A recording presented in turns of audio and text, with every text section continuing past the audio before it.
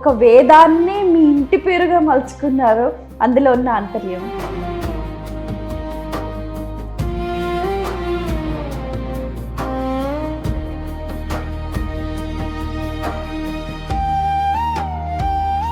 సామవేదంలో కూడా విద్వాంసులు అయిన కారణంగా సామవేదం ఇంటి పేరైంది అని మా పెద్దలు చెప్తూ ఉంటారు. సామవేదం యొక్క ప్రాముఖ్యత ఏంటి గురుగారు?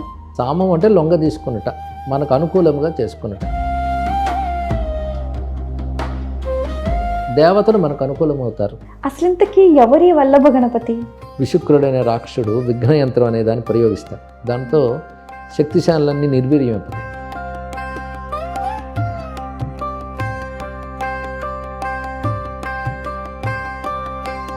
ఈ ఆర్థిక బాధల నుంచి బయటపడాలంటే నిత్య జీవితంలో ఎలాంటి సాధన చేయాలి? సమస్యకి పరిష్కారం ఆలోచనతో వస్తుంది, కానీ ఏదో అక్కడి నుంచి మిరాకిల్స్ జరిగి పరిష్కారాలు అవుతాయి అనుకోవచ్చు.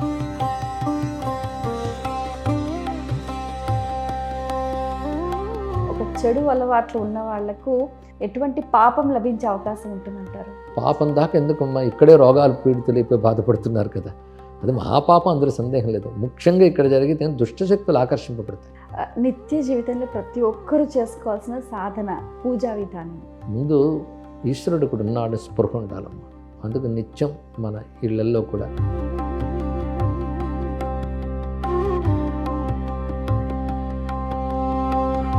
గణపతి నిమజ్జనం అనేసరికి అదొక పెద్ద చిందేసి మందేసి అంటే రకరకాలుగా, అసలు అంత పెద్ద పెద్ద సౌండ్లు, ఆ డ్యాన్సులు, అంటే అలాగే చెయ్యాలని ఉందా ఎక్కడైనా?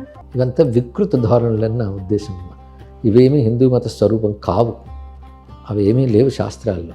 కూడని వ్యసనాలను ఇక్కడ చూపిస్తూ, పైగా నీటిలో కలవనటువంటి పదార్థాలతో విగ్రహాలు చేసి మొత్తం గందరగోళం సృష్టించి, ఇదేది కూడా మన సనాతన ధర్మానికి చెందినది కాదు.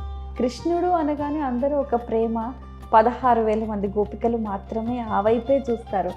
అంతే ఉందా కృష్ణుడి వైపు? కృష్ణుడు ధర్మ ప్రతిష్టాపకుడు, మహాయోగీశ్వరుడు, పరిపూర్ణమైన అవతారం నారాయణుడు. అందుకు కృష్ణతత్వం అఘాతం.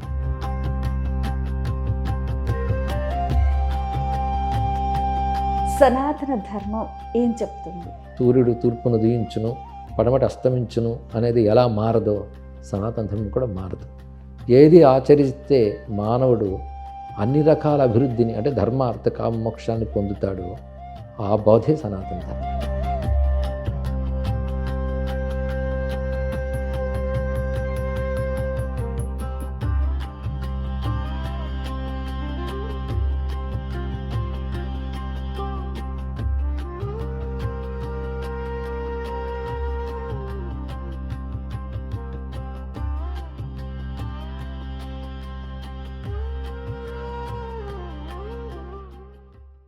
నమస్కారం, ఇట్స్ యూటీవీ ప్రేక్షకులకు స్వాగతం. నేను మీ డాక్టర్ శృతి. ధర్మ సందేహాలు ప్రత్యేక కార్యక్రమానికి సాదర స్వాగతం. ధర్మో రక్షతి రక్షితః. ధర్మాన్ని రక్షిస్తే ఆ ధర్మం మనల్ని రక్షిస్తుంది. ఆ ధర్మానికి కట్టుబడ్డ ఎంతో మంది పుణ్యాత్ములు, సత్పురుషులు మనకు సదా ఆదర్శప్రాయులు. వారి బాటలో నడుస్తూ ప్రతినిత్యం మనం ఎన్నో రకాల ధర్మాలని ఆచరిస్తూ ఉంటాం. చాలా సందర్భాల్లో చాలా రకాల సందేహాలు కలుగుతూ ఉంటాయి, సహజమే.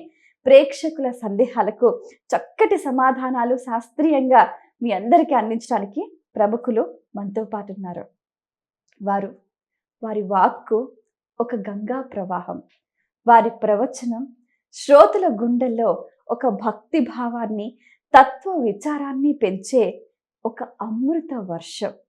వేదభూమి గర్వించదగ్గ ఒక ఆధ్యాత్మిక ప్రవచన చక్రవర్తి. వారి ప్రవచనాలు ఎంతో మందికి స్ఫూర్తిదాయకాలు. వారు బహుభాషా కోవిదులు, బహు గ్రంథ రచయితలు, అలాగే ఋషిపీఠం పత్రికా సంస్థ వ్యవస్థాపకులు. ఇలా వారు ఆధ్యాత్మికంగా, వైజ్ఞానికంగా, సామాజికంగా ఎన్నో రకాల సేవాది కార్యక్రమాలు నిర్వహిస్తూ దశాబ్దాలుగా వేద వాంగ్మయాన్ని అమృత తుల్యంగా అందరికీ అందిస్తున్నారు.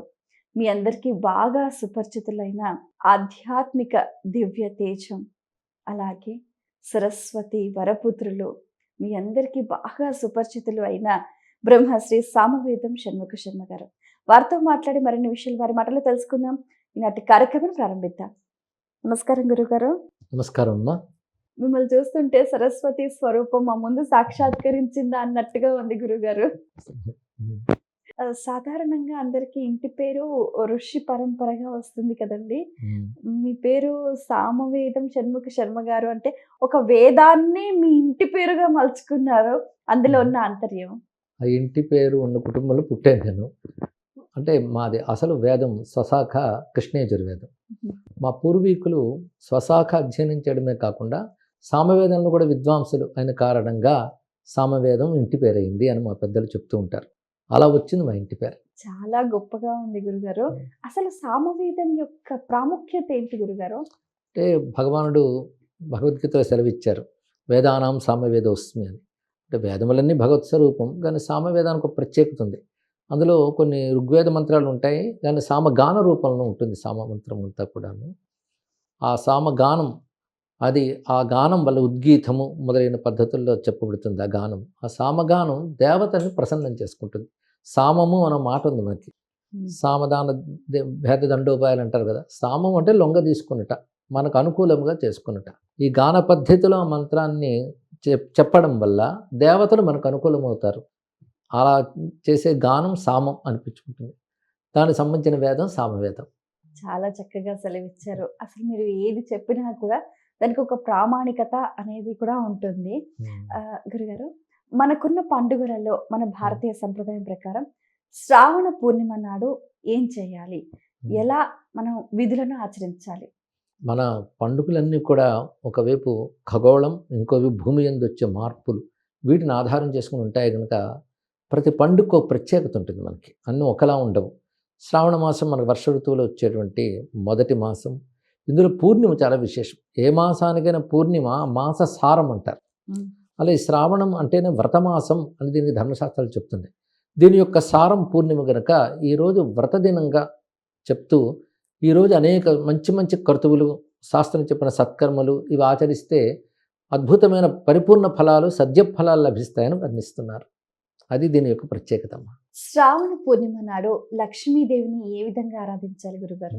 ఎప్పుడైనా లక్ష్మీ పూజలు వచ్చేటప్పటికి ప్రతి మాసంలో కూడాను భృగువారం ఒకటి, పూర్ణిమ అంటే శుక్లపక్షం లక్ష్మీ ఆరాధనకి చాలా విశేషమని చెప్తారు. పూర్ణిమ శుక్లపక్షం చివరి రోజు పూర్ణిమ కనుక ఆ మాసం యొక్క పూర్ణత్వం అంతా అక్కడ ఉంటుంది కనుక ఈ రోజున దేవీ దేవతారాధనలన్నీ విశేషమైన ఫలాన్ని ఇస్తాయి. అందుకే శ్రావణ మాసం లక్ష్మీ ఆరాధనకి వైశిష్ట్యం చెప్తున్నారు. గౌరీ ఆరాధన కూడా చేస్తారు మంగళవారం నాడు. ఈ రోజున శ్రావణ పూర్ణిమ మరొక ప్రత్యేకత ఏంటంటే ఈ సంవత్సరం శుక్రవారం నాడు పూర్ణిమ రావడం మరొక విశేషం. ప్రాతకాల సూర్యోదయ పూర్ణిమ ఉన్నది, కానీ లక్ష్మీ పూజకు మరింత విశేషమని భావన చేయవచ్చు. ఈరోజు భృగువారం లక్ష్మీ పూజకు ముఖ్యము అని మన శాస్త్రాలు చెప్తున్నాం. ఒక్కొక్క వారానికి ఒక్కొక్క గ్రహము, గ్రహానికి సంబంధించిన అధిదేవత ప్రత్యేకత ప్రాధాన్యం ఉంటుంది. అలా భృగువారం లక్ష్మీదేవి ఆరాధనకి చాలా ప్రాధాన్యం. ఇంద్రుడు దీనికి ప్రధానమైనటువంటి దేవత అయిన ఇంద్రుడు కూడా ఇందిర అనుగ్రహం వలన ఇంద్రుడు కాగలిగాడు. అందుకే అమ్మవారిని ఇంద్రుడు కూడా ఆరాధన చేశాడు అని ఈ రోజున ఆరాధించినట్లయితే భృగు ప్రజాపతి ప్రధానమైన దినం కనుక ఇది భృగువారం అని పేరు. శుక్రవారం అని కూడా చెప్తాం. శుక్ర అనగానే శుక్రాచార్యులు భృగువంశ సంజాతుడే కానీ ఈ రెండు విధాలా కూడాను భృగువారం అమ్మవారికి ప్రీతిగా, అందులో శ్రావణ మాసం ప్రీతి అవ్వడం, పూర్ణిమ కూడా కలిసి రావడం వైశిష్ట్యం. ఓకే. ముఖ్యంగా మహిళలు వాళ్ళ సౌభాగ్యాన్ని పెంపొందించుకోవటానికి లక్ష్మీదేవిని ఎటువంటి ద్రవ్యాలతోటి పూజించాలంటారు? ఇప్పుడు సాత్విక ద్రవ్యాలతో పూజించడం ప్రధానంగా శాస్త్రంలో ఉన్నదే మనం ముందు మాట్లాడుకుందాం. తర్వాత అనేక కొత్తవి రావచ్చు, కానీ అమ్మవారిని ప్రధానంగా మనం పుష్పాలు, షోడశోపచార పూజ చేసేప్పుడు ఏ ద్రవ్యాలు మనం వాడతామో అవన్నీ గంధ, పుష్ప, అక్షతలు, ధూపము, దీపము, నైవేద్యము, తాంబూలము, నీరాజనము, మంత్రపుష్పం ఇవి ప్రధాన అంశములు. అందుకు పుష్పములు అన్నప్పుడు మనకి వివిధములైన పుష్పాలు, చామంతిక, బకుళ, చంపక, పాటలాబ్జ ఇత్యాది వర్ణించారు. మనం తెచ్చుకోగలిగిన మంచి పుష్పాలు, పైగా సాత్వికమైనవి, వివిధ వర్ణములుతున్నవి అంటే చామంతులు, మల్లెలు ఇత్యాదులన్నీ తీసుకోవచ్చు. పద్మములు కూడా అమ్మవారికి ప్రీతి కనుక పద్మాలతో పూజ చేయడం ఇలాంటివి. అలాగే బిల్వదళాలు కూడా అమ్మవారి పూజకు వాడడం ఉన్నది. ఇలాంటి వాటితో లక్ష్మీ ఆరాధన చేయడం వైశిష్ట్యం. ఇది ధూపదీపములు. నైవేద్యములకి కొన్ని సంప్రదాయాల్లో 9 రకాల నైవేద్యాలు పెడతారు. ఆ 9 రకాల నైవేద్యాలు పెట్టి అమ్మవారిని ఆరాధన చేయడం సంప్రదాయం. కలశమునందు ఆవాహన చేసి ఆరాధన చేస్తారు. గురుగారు, పూజలో తాంబూలానికి ఒక ప్రత్యేకమైన స్థానం ఉంది. అంటే పూజలో సమర్పించటం కానీ, పెద్దలకు సమర్పించటం కానీ, అసలు ఈ తాంబూలం ఎలా ఇవ్వాలి? తాంబూలం అంటే మనకి లలితా శాస్త్రంలో చెప్తున్నట్టు కర్పూర వీటి కామోత్సమాకర్ష దిగంతర ఉంది. అంటే ఆ తాంబూలానికి కొన్ని ద్రవ్యాలు ఉంటాయి. ముందు పోక చెక్క, దాంతోపాటు పచ్చకర్పూరము, కుంకుమ పువ్వు, ఏలక, లవంగ కస్తూరి ఇత్యాది వర్ణనలు చేశారు.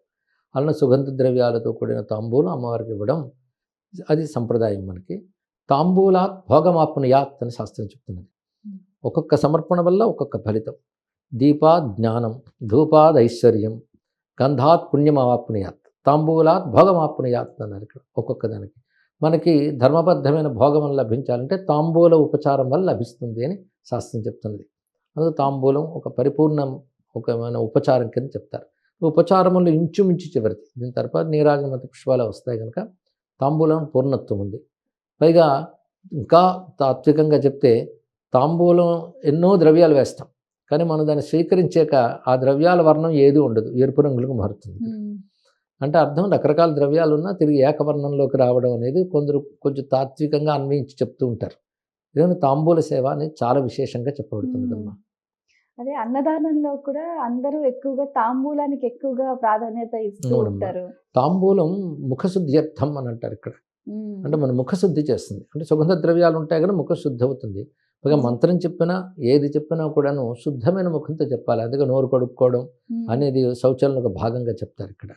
అలాంటిది పరిమళ ద్రవ్యం వేసుకుని కానీ మంత్రం చెప్తే దేవత సంతోషిస్తుంట. కొన్ని రకాల ఉపాసనల్లో ముందుగానే తాంబూలం వాడు వేసుకుని పూజ చేయాలని చెప్తారు. అంటే వీడు స్నానం చేసి మంచి వస్త్రములు ధరించాడు, అలాగే తాంబూల సేవనం కూడా చేస్తే ఇంకా శుద్ధి అవుతాడు. ఎవరైనా పరిమళంగా ఉంటే మనం వారి దగ్గర కూర్చోగలం కూడా కదా. అందుకు ఇలాంటి వాటితో వాడు మంత్రం పలుకు నోటి నుండి వస్తుంది కనుక వాక్శుద్ధి ముఖశుద్ధ్యర్థం తాంబూలం సమర్పయామన్న మాట కూడా వినబడుతుంది. కనుక మనకి శుద్ధి అది. భగవంతుడికి ఏది ఇచ్చినా దాని యొక్క సారఫలం మనకే మళ్ళీ లభిస్తుంది. అందుకే శుద్ధము భోగము రెండు లభిస్తాయి తాంబూల సేవనం వల్ల.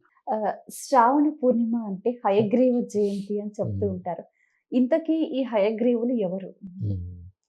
హయగ్రీవ స్వామి నారాయణ యొక్క ఆచార్యముత్తమ్మ. మన ప్రసిద్ధి చెందిన శ్లోకం ఉంది, జ్ఞానానందమయం దేవం నిర్మల స్ఫటికాకృతిం ఆధారం సర్వ విద్యానాం హయగ్రీవం ఉపాస్మహే అని. హయగ్రీవ స్వరూపం గురించి మనకి రకరకాల కథలు పురాణాల్లో కనబడుతుంటాయి. కానీ మహాభారతంలో ఈ అవతారం గురించి ప్రస్తావన చేస్తూ ఆద్యావతారం అనే మాట చెప్పారు. మొట్టమొదట ఈ జగత్తు నారాయణ సంకల్పం ద్వారా బ్రహ్మదేవుడు ఆవిర్భవించి సృష్టికర్తగా, తర్వాత నారాయణ శక్తులే బ్రహ్మ ద్వారా వివిధ దేవతలుగా వచ్చారు. ఆ దేవతలందరూ కిం కర్తవ్యం అని బ్రహ్మని అడిగారు, మేమేం చేయాలి అని. అది నా నుంచి మీరు వచ్చారు కానీ నా వల్ల రాలేదు, కాబట్టి మనందరికీ కర్తవ్యం ఉపదేశించవలసిన వాడు పరమాత్మ నారాయణుడే అని ధ్యానం చేశాడు బ్రహ్మదేవుడు. అప్పుడు బ్రహ్మదేవుని ఒక వాక్కు వినపడింది, మీరు నన్ను ఉద్దేశించి యాగం చేయండి, తర్వాత ఏం చేయాలో చెప్తాను. అప్పుడు బ్రహ్మదేవుడు నారాయణ యాగం అనేది మొట్టమొదటి జరిగిన యజ్ఞం అది. అదంతా చేసిన తర్వాత నారాయణ చెప్పాడు, ఇది యజ్ఞం మీ చేత ఎందుకు చేయించారంటే మీ కర్తవ్యం ఏంటో చెప్పడం ఇక్కడ అని. యజ్ఞము ద్వారా మిమ్మల్ని భూలోకవాసులు వాళ్ళు ఆరాధన చేస్తారు. ఆ యజ్ఞము ద్వారా మీరు సంతృష్టి చెంది భూలోకవాసులకు కావలసినవి ఇస్తూ ఉంటారు. ఇది మీ కర్తవ్యం. కానీ యజ్ఞోవై విష్ణు, మొట్టమొదట విష్ణువే యజ్ఞస్వరూపుడు ఇచ్చాడు. యజ్ఞం ద్వారానే దేవతలు సంతృప్తి చెంది అందరికీ అనుగ్రహిస్తారు అని నారాయణ ఏర్పరిచిన నియమం.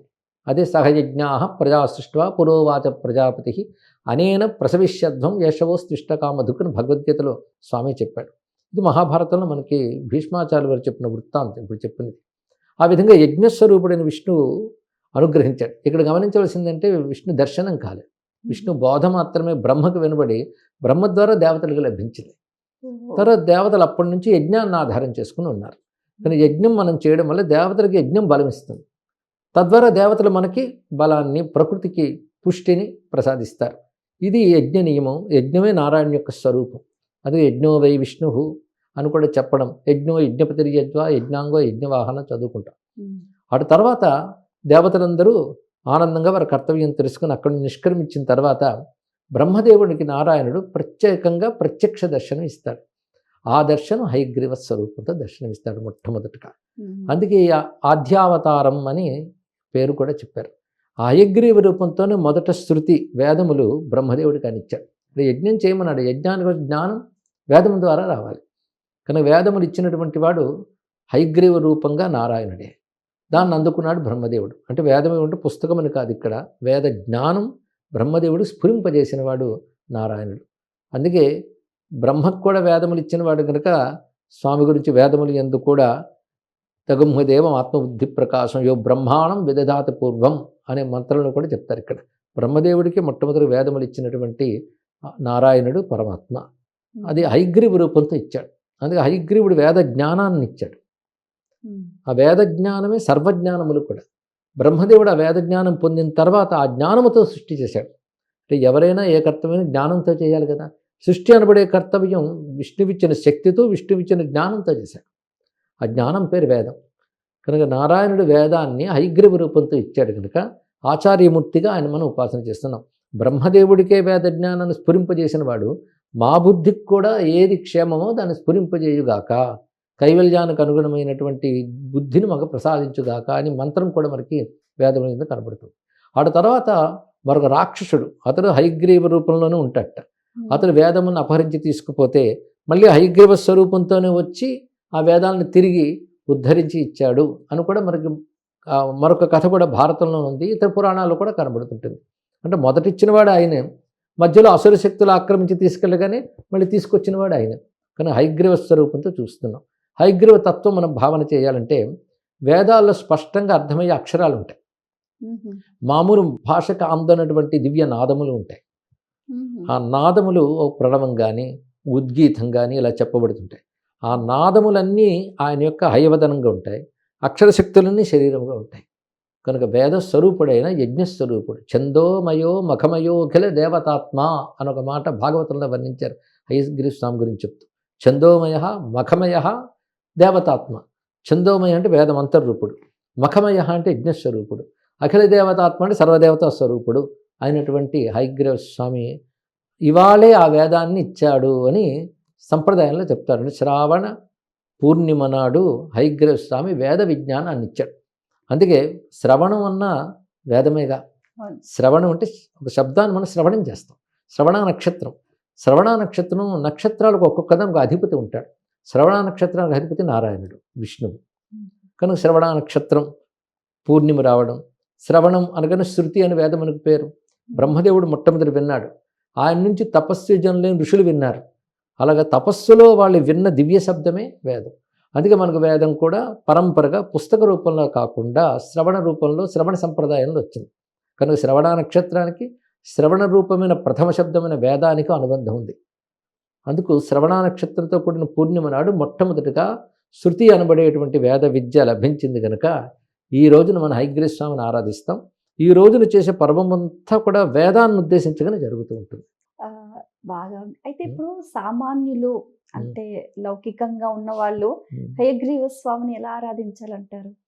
హయగ్రీవ స్వామిని సులభంగా ఆరాధించుకోవచ్చు. మన శ్లోకం చెప్పుకున్న జ్ఞానానందమైన దేవం, ఆ శ్లోకం చక్కగా చదువుకొని ఇప్పుడు చెప్పిన అవతార తత్వాన్ని ఒక్కసారి మననం చేసుకుని ఆచార్యుడైన నారాయణ స్వామికి నమస్కారం చేసుకుంటే పైన శంఖచక్రములు, కింద 2 చేతుల్లో పుస్తకము చిన్ముద్ర జ్ఞానముద్ర ధరించి శుద్ధ స్ఫటికంలా ప్రకాశిస్తూ ఉన్నటువంటి హయగ్రీవ స్వామి, లక్ష్మీ సమేత హయగ్రీవ స్వామి కూడా ఉంటుంది. లక్ష్మీ హయగ్రీవ స్వామి అది జ్ఞానస్వరూపం. ఇలా భావన చేసి ఈ ధ్యాన శ్లోకం చెప్పుకొని శ్రీ హయగ్రీవాయ నమః అని కేశవాది నామాలతో కూడా ఆయన పూజ చేసుకోవచ్చు. నారాయణ స్వరూపమే కనుక ముఖ్యంగా గురుభావంతో శరణు పెడితే చాలు. భక్తిగా నామంతోనే ఆరాధన చేసుకుంటే సరిపోతుంది. శ్రావణ పూర్ణిమ రోజే యజ్ఞోపవీతాన్ని ధరించాలి అని అంటారు. మరి మనకున్న 365 రోజులలో శ్రావణ పూర్ణిమ నాడే ఎందుకు నూతన యజ్ఞోపవీతాన్ని ధరించాలి? ఇప్పుడు మనం చెప్పుకున్న వృత్తాంతంలో వేదం యొక్క ప్రస్తావన వచ్చింది. వేద కర్మలు ఆచరించాలి అంటే దానికి సంస్కారం చేస్తారు. ఈ సంస్కారం వేదకర్మకు అధికారం ఇస్తుంది. ఆ సంస్కారంలో భాగంగా యజ్ఞోపవీతం ధరిస్తారు. అది వరుసగా మౌంజి యజ్ఞోపవీతంచ నవదండంచ ధారయేత్ అజనం కటిసూత్రంచ నవవస్త్రం తథైవచ అనే ఒక ధర్మశాస్త్ర శ్లోకం మనకు కనబడుతుంది ఇక్కడ. అంటే ముంజగడ్డితో చేసిన, అంటే అది ఒక దర్భ లాంటిది, ముంజ దర్భ, దానితో చేసిన కటిసూత్రం అది కట్టుకుని యజ్ఞోపవీతం, ఇవి ఉపనయన సంస్కారం చేసేటప్పుడు వీటిని ధారణ చేస్తారు. అలాగే దండము, పాలాస దండం అంటారు, మోదుగు చెట్టు కొమ్మతో చేసినటువంటి దండము. అలాగే అజినం అంటే ఒక చర్మాన్ని వస్త్రంగా కట్టుకోవడం అజినం. కటిసూత్రంచ అని చెప్పి నవవస్త్రంచ. ఇవి సాధారణంగా ఉపనయన సంస్కారంలో మనం పొందుతాం. అందులో యజ్ఞోపవీతం అనేది శ్రౌత స్మార్త సకల కర్మ అనుష్ఠాన యోగ్యత సిద్ధ్యర్థం బ్రహ్మవచ్చస తేజోవాప్త్యర్థం. అంటే శ్రౌత స్మార్త. శ్రౌత అంటే వేద సంబంధమైన, స్మార్త అంటే స్మృతి సంబంధమైన. అలాగే వారి వారి సంప్రదాయాలు బట్టి ఆగమాలు వీటిని అనుసరించి ఏ కర్మ ఆచరించాలన్నా దానికి తగ్గ సంస్కారము అధికారము ఏర్పడేటప్పుడు ఆ సంస్కారంలో భాగంగా యజ్ఞోపవీతం ధారణ అనేది జరుగుతుంది ఇక్కడ. ముఖ్యంగా ఈరోజు యజ్ఞోపవీతం మార్చడం అనేది వేదాధ్యయన సంప్రదాయ ప్రకారం వచ్చింది. అవును, ఎవరైతే వేదాధ్యయనం చేస్తూ ఉంటారో వారు ఈరోజు చేయవలసిన విధి. అంటే ఈ సంవత్సర కాలం వేదం అధ్యయనం చేస్తారు. వేదం అంటే మామూలు పుస్తకాలు లాంటిది కాదు. అందులో ప్రత్యక్షరం మంత్రస్వరూపం, ప్రత్యక్షరం దేవతా స్వరూపం. మంత్రం అంటేనే దేవత. కానీ వేదాల్లో కనబడే అక్షరాలని మన ఇతర పుస్తకాల్లో చదివి వాక్యాల కింద శబ్దాల కింద భావించరాదు. అవి దేవతా స్వరూపాలు. అందుకే వాటిని అనడం కానీ వాటితో కొన్ని కర్మ చేయాలంటే దానికంటూ సంస్కారములు కావాలి. ఆ సంస్కారం పేరు ఉపనయన సంస్కారం అని. అప్పుడు వచ్చింది యజ్ఞోపవీతం అనేది. సంవత్సరానికి ఒకసారి ఏం చేస్తారంటే ఈ సంవత్సర కాలంలో మనం చేసేటువంటి వేదాధ్యయనంలో కానీ అలాగే వేదిక కర్మంలో కానీ లోపాలు ఏవైనా ఉంటే ఈ రోజున ప్రాశ్చిత్త విధి అనేది చేసుకుంటారు. ముఖ్యంగా వేదం చదువుకునే బ్రహ్మచారులకి, బ్రహ్మచారులు అంటేనే వేదాధ్యయన సంపన్నులు, ఆ దశలో చాలా అవసరం ఇది. అందుకే వేద పాఠశాలలు వేదాధ్యయనం చేసేవారు ఈ రోజున ప్రత్యేకమైన క్రతువుగా దీన్ని చేసుకొని ఉపాకర్మలో మునుపు చెప్పినట్లు అన్ని నూతనం మళ్ళీ స్వీకరిస్తారు. అంటే ఇదివరకు ఉన్న యజ్ఞోపవీతం స్థానంలో నూతన యజ్ఞోపవీతం, లేదా కొత్త మౌంజీ సూత్రం, కటి సూత్రం అంటారు. అలాగే కొత్త వస్త్రము దండము అన్నీ ధరించుతారు. ఇది ఇలా వచ్చిందనమాట. ఇది బ్రహ్మచారులకు అత్యంత ప్రధానం. అలాగే వైదిక కర్మ గృహస్థులకి వాళ్ళకు కూడా వేదపరంగా ఎవరికి ఉపనయన సంస్కారములు అవుతాయో వాళ్ళు యజ్ఞోపవీత సంస్కారం అనేది ఈరోజు చేసుకుంటారు. మునుపు చెప్పినట్లు ఇంకా చెప్పాలంటే ఇది వేద దివసం అని పేరు పెట్టచ్చు. వేద దివసం. సంస్కృతం ఆవిర్భవించిన రోజు కూడా కానీ వేదమే తొలి భాష కదమ్మా. అసలు ఇంక చాలా మందికి తెలియదు ఏంటంటే భాష పుట్టే పుస్తకాలు వస్తాయి సాధారణంగా కదా, కానీ సంస్కృత భాష రాకముందే వేదం ఉంది. అవును, శాస్త్ర ప్రకారం. ఎందుకంటే ముందు వేదం వచ్చింది, తర్వాత భాష ఏర్పడింది. దాని నుంచి జనితమై సంస్కృతం ఏర్పడి తర్వాత లౌకిక కావ్యాలు శాస్త్రాలు ఇత్యాదులన్నీ ఉత్పన్నమయ్యాయి. కనుక వేదం వచ్చిందంటే సంస్కృతం వచ్చినట్లే. అందుకు వేద దివసోత్సవం అని ఏదైనా ఒకటి పెట్టదలుచుకుంటే ఈరోజే పెట్టాలి, వేదములు ఆవిర్భవించిన రోజు. అందుకే ఆచార్యమూర్తి అయినటువంటి మన స్వామి హయగ్రీవ స్వామి వేదములు ప్రదానం చేశాడు కనుక ఈరోజు శ్రవణం అంటే మునువే చెప్పినట్లు శృతి సంప్రదాయం అనే వేదం కనుక ఈరోజు ప్రతివారు కూడా ఆ సంస్కారం చేసుకోవడం అనేది సంప్రదాయబద్ధంగా మనకు ఏర్పడింది. దీన్ని ఉపాకర్మ అనే పేరుతో వ్యవహరిస్తుంటారు. అంటే మళ్ళీ వేదాధ్యయనానికి పునఃసంకల్పం లేదా పునరారంభం అనుకోవచ్చు. అంటే ఇప్పటి వరకు చేసిన అధ్యయనం మళ్ళీ అధ్యయనం చేస్తున్నారు.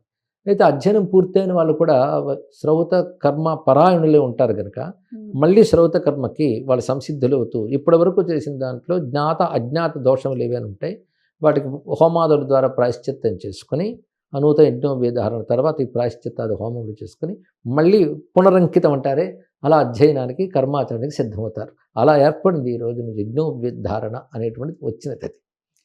గురుగారు, అయితే కొంతమంది ఏంటంటే యజుర్వేదం వాళ్ళు ఒకరోజు, ఋగ్వేదం వాళ్ళు ఒకరోజు చేసుకుంటారు.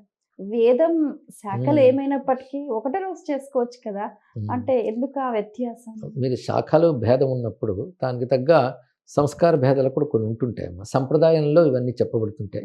మీరు తర్కంతో తెలియనిసేది కాదు, కానీ ఇద్దరికి శ్రవణ నక్షత్రం అంటే శ్రావణ నక్షత్రం కూడా మాసము ప్రధానం అని చెప్పారు ఇక్కడ.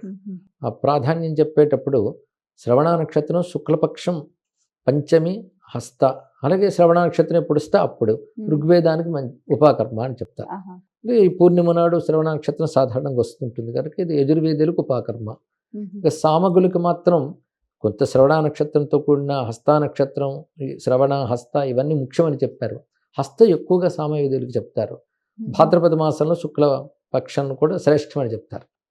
సాధారణ శ్రావణం నుంచి భాద్రపద శుక్ల పూర్ణిమ వరకు కూడా ఒక పవిత్రమైన రోజులమ్మ. మనకు అప్పుడే అనంత పద్మనాభ స్వామి వ్రతం ఇత్యాదులు కూడా భాద్రపద మాసం వస్తాయి. ఆ పూర్ణిమ వరకు చాలా ఉత్కృష్టం. దాని తర్వాత పితృపక్షాలు ప్రారంభమవుతాయి. ఎందుకే ఈ సమయంలోనే మిగిలిన వాళ్ళ వేదాలకు కూడా చుట్టుపట్ల కొంచెం భేదంతో ఇందులో ఈ సమయంలోనే ఉంటుంది కనుక మొత్తం ఈ మాసానికి ఆ ప్రాధాన్యం ఉంది. కనుక అసలు ఋగ్వేదీయులు అటు సామవేదీయులు ఇటు తీసుకుంటారు, యజుర్వేదీయులు ఇంకోటి తీసుకుంటారు. చూస్తే శ్రావణ మాసం మొత్తం కూడా ప్రతిరోజు ఏదో ఒక పండుగ ఉంటూనే ఉంటుంది మనకు, అవునమ్మా. సూక్ష్మంగా కూడా. ఇంకొక చిన్న విషయం ఏంటంటే, కొంతమందికి తెలుసు తెలీదు, ఈ విసర్జించిన యజ్ఞోపవీతాన్ని ఏం చేయాలో తెలియక చాలా మంది దాన్ని దుర్వినియోగం చేసే పరిస్థితి కూడా ఉంది. దాన్ని సరైన పద్ధతిలో ఎలా విసర్జన చేయాలంటారు? విసర్జించినప్పటికీ అది పవిత్రమైనదమ్మా. ఆ, అందుకు దాన్ని మళ్ళీ పవిత్రంగా మనం ఏదో వృక్షమూలంలోనో మనుషులు తొక్కనటువంటి పవిత్రమైన మృత్తిక మట్టి ఉన్న చోట్లలోనో ఉమ్, దాన్ని వేసి ఉంచాలి. కాళ్ళు వేసి తొక్కడాలు ఆ మ్మ్. చోట్ల పవిత్రంగానే దాన్ని చూడాలి. అది చెట్టు మొదట్లో వేస్తే అది చాలా ఉత్కృష్టం. ఓ, పర్వాలేదంటారు. గురుగారు, మ్మ్. శ్రావణ పూర్ణిమ రోజున కొంతమంది పున్నమ వ్రతం చేస్తుంటారు. మ్మ్. 33 పున్నమల మ్మ్. వ్రతం అని. మ్మ్. వ్రతం చేసిన రోజున మరి ఇలా ఉపవాసం ఉండొచ్చా? మా వ్రతంలో ఏవి నియమాలు చెప్పబడుతున్నాయో అది పాటించవలసింది. ఆహా. వ్రతంలో ఉపవాస నియమం, పూర్ణిమలు ఉపవాసాలు ఉంటాయి, ముఖ్యంగా మ్మ్. స్త్రీలు ఎక్కువ మంది చేస్తారు. మ్మ్. అది పాటించవలసిందమ్మా. అది మ్మ్. ఆనరాదు. మ్మ్. ఓకే, అంటే ఇప్పుడు వరలక్ష్మి వ్రతం కానీ మ్మ్. ఇంకేదైనా వ్రతం చేసినప్పుడు ఆ రోజు స్త్రీలు ఒకటే పూట భోజనం చేయాలా, లేకపోతే 2 పూటలు చేయొచ్చా? సాధారణంగా ఒక పూటనే చేస్తూ అవును, ఉంటారు. ఒక పూట చేయడం శ్రేష్టం అమ్మా. వ్రతం మ్మ్. ఉంటే తప్పకుండా అలాగే చేయాలి.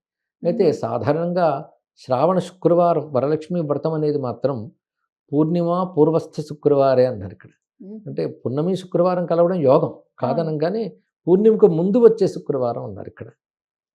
ఆ శుక్రవారం చేసుకోవాలి, అప్పుడు పూర్ణిమతో సంబంధం ఉండదు. ఓకే. గర్భిణీ స్త్రీలు వరలక్ష్మి వ్రతం చేసుకోవచ్చా? గర్భిణీ స్త్రీలకు కొంత నెలల వరకు మాత్రమే వ్రతాదులకు అధికారం చెప్పారు కనుక అప్పటి వరకు చేసుకోవచ్చు, అది తర్వాత కూడదు. అంటే 5 స్మరణ చేసుకుంటే సరిపోతుంది. అంతే అంటారా? ఉమ్. ఓకే. శ్రావణ పూర్ణిమ అనేసరికి మనకు చాలా పండుగల ఒక ఉమ్. సమన్వయంగా చెప్తుంటారు. ముఖ్యంగా ఏంటంటే రాఖీ పండుగ, ఉమ్. అన్నా తమ్ముళ్ళు, అక్క చెల్లెళ్ళు అని. ఇంతకీ ఈ రక్ష ఎవరు ఎవరికి కట్టాలి? ఉమ్. ఇప్పుడు రక్షాబంధనమే ఇందులో ప్రధానమైన విధి. అంతేగాని ఎవరో ఎవరికి కట్టాలని లేదు. తాను కట్టుకున్నా సరే, మరొక శ్రేయోభిలాష్ కట్టినా సరిపోతుంది. పెద్దవాళ్ళు, అలాగే వేదవేత్తలు, ఒక ఋత్విజులో ఎవరో ఒకటి కట్టినా సరిపోతుందమ్మా. ఇది రక్షాబంధనమే ప్రధానమని చెప్పారు. ఇది ఉత్తరాది సంప్రదాయాల్లో సోదరుని క్షేమాన్ని చూసి కట్టడం అనేటువంటిది మంచి సంప్రదాయం. అది మనం స్వీకరించాం. మ్మ్. కానీ రక్షాబంధనం అనేది చాలా విశేషం, ప్రత్యేకంగా కనబడుతుంది. పైగా పవిత్రోత్సవాలు కూడా ఈ రోజునే చేస్తారు ఆ, భగవదాలయాల్లో. అవును అవి సూత్రములే. అవును. అది అంటే భగవంతుడికి మనం పవిత్రోత్సవంలో ఆ పద్ధతి ప్రకారం చేసిన రక్ష లోకానికే కదా. అవును. కనుక అలాగే ఇది సూత్రబంధనమే. మ్మ్. ఇందులో ప్రధానంగా ఒక మంత్రం కూడా వాడతారు. ఏనబద్ధ బలిరాజా దానవేంద్రో మహాబలః తేనత్వాం అభివద్నామి రక్షమాచల మాచల అని. ఇది ప్రధాన మంత్రం. ఇది చేసుకుని మన ఇష్టదేవతా మంత్ర స్మరణతో రక్షాబంధనం మనమే చేసుకోవచ్చు, ఎవరైనా చేయవచ్చు. సోదర బంధం చాలా విశేషమైనటువంటి అంశం అక్కడ. ఎందుకంటే సోదరిని వేదం ప్రకారం స్వసారం అంటారు. అంటే అర్థం తన యొక్క సారమే అని అర్థం. వాళ్ళిద్దరు ఏకగర్భజాతులు కదా. మ్మ్. అందుకు ఆ అనుబంధం చాలా విశేషమైనటువంటిది. అందుకు ఆమె ఇది కట్టి అన్నయ్య బాగుండాలి అంటే తన పుట్టిల్లు బాగుండాలి అనే భావం ఇందులో కనబడుతుంది. అలాగే సోదరికి రక్షకుడిగా సోదరుడు ఎప్పుడూ ఉంటాడు. అలాంటి సోదరుడు రక్షింపబడాలని సోదరు భావించడం కూడా చాలా బాగుంది. ఇక్కడ మనం అనేక చోట్ల ఒక పెద్దవారికి కానీ వారికి వెళ్ళి రక్ష కట్టడం అనేది జరుగుతుంది మనకి. మ్మ్. మన ప్రధాని గారు కూడా రక్ష కట్టించుకుంటారు కదా. ఆయన బాగుండాలి, రక్షింపబడాలి, మ్మ్. ధర్మం రక్షింపబడుతుంది. అందుకు మనం పాలించే వాళ్ళు ధర్మబుద్ధితో పాలించాలి కనుక అలా పాలించేవరకు రక్ష లభించాలని మనం కోరుకుంటాం. కానీ రక్షాబంధనం అంటేనే ఒక కవచం లాంటిది, రక్షణనిస్తుంది. అలాగే భావం కూడా ఎంత బాగుందో. బలిచక్రవర్తి ఎవడి చేత బంధింపబడ్డాడో ఆ నారాయణుని చేత నేను ఈ రక్షాబంధనం ధరిస్తున్నాను, ఇది రక్షించుగాక, ఇది చెదరకుండా ఉండుగాక అని దీని యొక్క భావం. ఓహో. మ్మ్. అంటే నారాయణ రక్ష. వామనుడుగా వచ్చి త్రివిక్రముడైనప్పుడు బలిచక్రవర్తిని బంధించాడు ఆయన. మ్మ్. అంటే అంత త్యాగం చేసిన బలిచక్రవర్తిని బంధించాడంటే 3 అడుగులు ఇస్తానన్నాడు. మ్మ్. కానీ 2 అడుగులకే ఆయన మొత్తం ఆక్రమించేశాడు. ఇంకా 3వ అడుగు ఎక్కడ అన్నప్పుడు నన్ను నేనే సమర్పించుకుంటున్నాను అన్నాడు ఇక్కడ. అంటే తనవి అనుకున్నవి 2 అడుగులకి ఇచ్చేశాడు, తనని 3వ అడుగుకి ఇచ్చుకున్నాడు. అంటే మమకారం 2 అడుగులు లేకపోతే అహంకారం 3వ అడుగు. ఓహో. ఇది సమర్పణం అయిపోవడమే నిజమైన బలి. బలి అంటే సమర్పణం, పూజ. కానీ బలి ఒక భక్తుడి పేరు కాదు, భక్తికి పేరు. ఓకే. కథలు. ఆ భక్తి చేత భగవంతుడు కట్టడం అనేది అంత మంచి మాట అంటే వీడు నావాడు అని చెప్పడం. భగవంతుడు వాడైపోయాడు. అదొక రక్ష. అందుకే ఆ తర్వాత మళ్ళీ మన్వంతరంలో నువ్వు ఇంద్రుడు అవుతావు. అంతవరకు నువ్వు నీ లోకమైన రసాతలంలో ఉండు. నీకు నేను కాపలాగా ఉంటానన్నాడు విష్ణువు. అంటే సమర్పణ చేసిన బలిచక్రవర్తికి తనను తానే ఇచ్చుకున్నాడు నారాయణుడు దయతో. అంత గొప్ప భావం ఇందులో ఉంది. అది నారాయణ రక్ష అనేది ఇందులో కనబడుతుంటుంది. ఆ నారాయణనే మనం ఇందులో హయగ్రీవుడిగా ఆరాధిస్తున్నాం. ఇప్పుడు వామన త్రివిక్రముడిగా కూడా భావన చేసుకున్నాం. ఆ, చాలా అద్భుతంగా వర్ణించారు. గురుగారు, గాయత్రి దేవి అనేది చాలా విశిష్టమైనది. గాయత్రి మంత్రం 24 అక్షరాలు, ఒక్కొక్క అక్షరం కూడా అపూర్వమైన అంతరార్థం కలిగి ఉంది. అసలు గాయత్రి విశిష్టత మీ మాటల్లో. గాయత్రి అనే మాటకు అర్థం గాయంతం త్రాయితే ఇది గాయత్రి, గాతారం త్రాయితే ఇది గాయత్రి, గయాన్ ప్రాణాన్ త్రాయితే, ఇన్ని ఉత్పత్తులు చెప్పారు. ఆ వ్యుత్పత్తుల ప్రకారంగా మనం చూస్తే ప్రాణములను రక్షించినది అని అర్థం. అంటే ప్రాణరక్షణ శక్తి గాయత్రి. ఇది ప్రధానంగా భగవంతుడే రక్షణ స్వరూపం. మనకు అది సూర్యమండలం నుంచి లభిస్తుంది. మనం ఏ శక్తి పొందుతున్నా సూర్యమండలం నుంచే పొందుతున్నాం. కానీ ప్రాణశక్తికి కేంద్రము సూర్యభగవానుడు. అందులోంచి వచ్చే శక్తి చిచ్చక్తి ఇత్యాదులు చెప్పబడుతుంది. అది సాక్షాత్ భగవత్ స్వరూపం. అందుకు మనం ఆ సూర్యమండలాంతర్గతమైన భగవత్ శక్తిని ఉపాసిస్తున్నాం. అదే గాయత్రి అని అర్థం. అది గాతారం త్రాయితే అంటే ఎవడు ఉపాసన జపం చేస్తున్నాడో వాడిని రక్షిస్తోంది అని ప్రధానమైన ఒక అర్థం. ప్రాణరక్షణ శక్తి అని అర్థం. 2 విధాలుగా చెప్పబడుతుంది. అయితే గాయత్రి అంటే లోకంలో చాలా ప్రసిద్ధిగా గాయత్రి మంత్రం చెప్తూ ఉంటారు. కానీ గాయత్రి అనే మాటకు అర్థం ఇప్పుడు మనం చెప్పుకున్నాం. ప్రాణాన్ని రక్షించే భగవత్ శక్తి. అది ఫలానా మంత్రమే గాయత్రి అని కాదు, వేదమే గాయత్రి. ఇవాళ వేద దివసం కనుక గాయత్రి జపపరాయణులైన వారు ఉపనయన సంస్కారం ద్వారా మళ్ళీ దానికి పునరంకితమై ఇంతవరకు చేసిన దాంట్లో లోపాలు ఏవైనా ఉంటే వాటిని ప్రాయశ్చిత్తాది విధులతో తొలగించుకొని యజ్ఞోపధారణతో మళ్ళీ పవిత్రులై వాళ్ళ సాధనలోకి వెళుతున్నారు. ఇక్కడ తెలుసుకోవాల్సింది గాయత్రి అంటే మనం అనుకునే 24 అక్షరాల మంత్రం మాత్రమే కాదు. గాయత్రి అంటే భగవత్ శక్తి, అది విశేషం. ఆ గాయత్రి స్వరూపమే నారాయణుడు అని విష్ణు భక్తులు చెప్తే ఆ గాయత్రి స్వరూపం శివుడు అంటారు శివభక్తులు. ఆ గాయత్రి సాక్షాత్ పరాశక్తి అని ఆదిత్య మండల స్థాన పరబ్రహ్మ స్వరూపిణి అని దేవీ రూపంగా చెప్తాం. ఇలా ఇన్ని చెప్పినా ఎవరు విష్ణువుగా, శివునిగా, దేవిగా ఇన్ని రూపములుగా వ్యక్తమై ఉన్నారో ఆ పరమాత్మ స్వరూపమే గాయత్రి.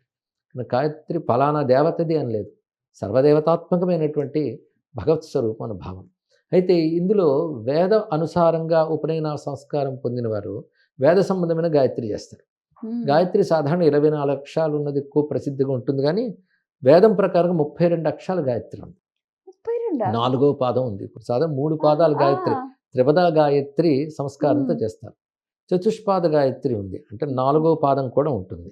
దాని ప్రకారం దీక్ష తీసుకున్న వాళ్ళు అది చేస్తారు. కానీ అది సర్వసాధారణ దీక్ష కాదు, త్రిపద గాయత్రివే. దీనివల్ల వేదాధ్యయనానికి అర్హత ఏర్పడుతుంది వేదాధ్యయనం చేసేవాళ్ళు. కానీ వైదిక సంప్రదాయాన్ని అనుసరించి చేసే గాయత్రి అది. కానీ ఆ సంస్కారములు, ఆ ఆరాధన, ఆ పద్ధతులు లేని వాళ్ళకి గాయత్రి ఏది అంటే వేదము చెప్పిన ఏ దేవతా నామం మనం పలుకుతామో ఆ దేవతా నామమే గాయత్రి. ఇప్పుడు రామచంద్రమూర్తి ఉన్నాడు, రాముడు గాయత్రి స్వరూపుడే. రామాయణం గాయత్రి రహస్యం. విశ్వామిత్రుడు వచ్చి రామ పరమాత్మని తనతో పాటు తీసుకువెళ్ళడంలోనే గాయత్రి మత దృష్టి అయిన విశ్వామిత్రుడే రామచంద్రమూర్తిని తనతో తీసుకువెళ్ళాడు కదా. కౌసల్య సుప్రజారామ పూర్వా సంధ్యా ప్రవర్తితే అన్నప్పుడు సంధ్యోపాస్యమైన గాయత్రి స్వరూపమే రామచంద్రమూర్తి, ఆయనే నారాయణుడు. కనుక రామనామం కానీ, కృష్ణనామం కానీ, శివనామం కానీ, భగవన్నామములు ఏవైనా గాయత్రి. అంతేగాని 24 అక్షరాలు మాత్రమే గాయత్రి కాదు. వేదము చెప్పిన దేవతలందరూ గాయత్రి స్వరూపులే కనుక ఆ వైదికమైన దేవతలను ఆరాధించే వాళ్ళందరూ గాయత్రి ఉపాసకులు. వేదం నుంచి వచ్చిన 24 అక్షరాల గాయత్రి ఆ ఉపనయన సంస్కారం ద్వారా ఉపదేశం పొందిన వారు మాత్రమే చేస్తారు. తదితరులకి గాయత్రి వారి వారి ఇష్టదేవత, వారి గాయత్రి స్వరూపం. అందుకే ప్రతి దేవతకి గాయత్రి మంత్రం ఉంది. నేను ఇప్పుడు అదే అడగబోతున్నాను. ప్రతి గణపతి గాయత్రి, నారాయణ విష్ణు గాయత్రి ఉంది, నారాయణ విద్మహే వాసుదేవాయ. అలాగే ప్రతి దేవతకి, అంటే వైదికమైన దేవతలకు ఉంటుంది. అవైదికంగా మనం తీసుకొచ్చి వాళ్ళకి మనం కొత్త గాయత్రి మంత్రాలు తయారు చేస్తే అశాస్త్రీయం. అది దేవత కాదు, అది దేవతా భ్రాంతి, మంత్రభ్రాంతి అంటారు. కానీ వేద సంబంధమైన ఉపాస్య దేవతలకే గాయత్రి ఉంటుంది.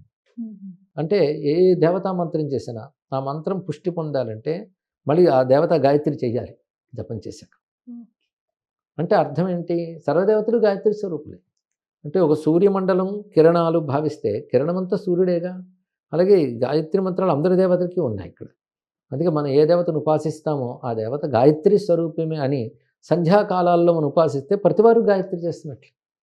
అయితే వేదాది సంస్కారముల ప్రకారంగా ఉపనయనం లేని వారికి ఆ వైదిక గాయత్రి జపించడానికి సాధ్యపడదు కనుక పురాణ గాయత్రి ఉంది. దేవి భాగవతంలో ప్రథమతః గాయత్రి ఉంది, చాలా విశేషమైనది. అది కూడా 24 అక్షరాలు ఉంటుంది, 3 పాదములు ఉంటాయి. ప్రతివారు జపం చేసుకోవచ్చు. స్నానాదులు చేసుకొని సంధ్యాకాలాల్లో సూర్యమండలంలో భావన చేస్తూ చేసుకోవచ్చు. కనుక సంధ్యా సమయంలో సూర్యమండలంలో వేద సంబంధమైన దేవతని ఇష్టదైవంగా భావించే వాళ్ళందరూ గాయత్రి ఉపాసకులే. సంధ్యావందనం ఆ విధంగా అందరూ చేసుకోవచ్చు. అయితే వేద ప్రకారంగా జరిగిన వాళ్ళకి మాత్రం ఆ పద్ధతిలో మాత్రమే చేయాలి. ఫలితం ఎలా ఉంటుంది అంటే వారి శ్రద్ధ బట్టి ఎవరికైనా ఫలితం ఉంటుంది. అదే ఇప్పుడు మనం గాయత్రి మంత్రం ఉపనయనం అయిన తర్వాత చేయాలంటారు. కొంతమంది ఏంటంటే చిన్న వయసులోనే ఉపనయనం చేసేస్తారు. మరి వాళ్ళు సమయానుకూలంగా కొంతమంది చేస్తారు, చెయ్యరు. దానివల్ల ఏమైనా దోషం వస్తుందంటారా? వస్తుందమ్మా. ఉపనయన సంస్కారం తర్వాత ప్రతిజ్ఞ ఉంటుంది. ఆహరహ సంధ్యాముపాసీత అంటే అనునిత్యం ఈ సంధ్యని ఉపాసిస్తాం అని. ఇది ప్రతిజ్ఞగా అగ్నిహోత్రం దగ్గర. అందుకే తాను ఆవరణాంతం చేసుకోవాల్సినటువంటిది గాయత్రి. అది మానరాదు. సర్వులు తరించాలనుకుంటే ఇందాక చెప్పినట్టు వైదికమైన ఏ దేవతకు భక్తులమైనా గాయత్రి స్వరూపమే. అందుకు అందరికీ పనికొచ్చే గాయత్రి ఒకటి పురాణ గాయత్రి దేవి భాగవతంలో చెప్పుకుందాం. పురాణ గాయత్రి సర్వ చైతన్య రూపాం తాం ఆద్యాం విద్యాంచ ధీమహి బుద్ధిం యా నహ ప్రచోదయాత్. ఇది సరిగ్గా 3 పాదములు, భావం కూడా ఒక్కటే.